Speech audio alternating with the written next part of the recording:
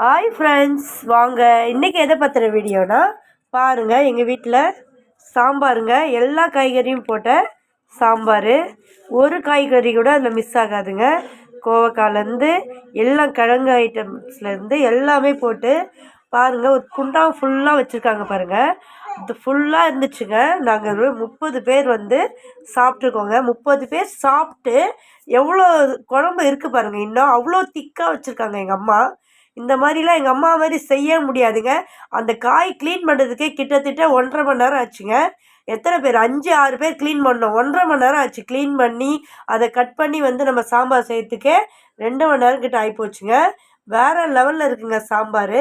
சூப்பராக இருக்குது. எங்கள் வீட்டுக்காரங்களுக்கு அது கொஞ்சம் காரமாக தெரியுது. ஆனால் கொஞ்சம் காரம் இருந்தால் தாங்க நம்ம பொங்கல் சாப்பாட்டுக்கு தாங்க சாப்பிட்றோம். அதில் உப்பு இருக்காதுங்க. காரம் கொஞ்சம் கூடுதலாக இருந்தால் நல்லாயிருக்கும். சாப்பாட்டுக்கு வேறு லெவலில் இருக்குங்க. இன்னும் சூப்பராக இருக்குங்க. செம்மையாக இருக்குங்க. இந்த மாதிரிலாம் உங்கள் வீட்டில் செய்வீங்களா அப்படின்னு சொல்லி கமெண்ட்டில் சொல்லுங்கள். வேறு லெவலில் இருக்குது. இந்த மாதிரி காய்கறி எல்லாம் ஏன் இவ்வளோ காய்கறி வாங்கி செஞ்சுருக்கோன்னா நம்மளுக்காக விளைவிக்கிறாங்கள்ல நம்ம விவசாயிங்க. இன்றைக்கி ஒரு நாளாச்சும் எல்லா காய்கறியும் வாங்கி நம்ம சாப்பிட்ணுன்னு சொல்லிட்டு தாங்க. அவ்வளோ இந்த காய்கறி மொத்தமும் பாருங்கள், நீங்கள் நினச்சி பார்க்காத அளவுக்கு விலைங்க. அவ்வளோ காய்கறி வாங்கியிருக்காங்க.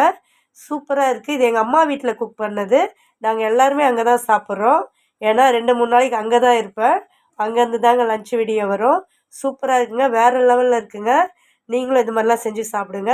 ஓகே ஃப்ரெண்ட்ஸ், பிடிச்சிருந்தா லைக் பண்ணுங்கள், ஷேர் பண்ணுங்கள், கமெண்ட் பண்ணுங்கள், முக்கியமாக சப்ஸ்கிரைப் பண்ணுங்கள்.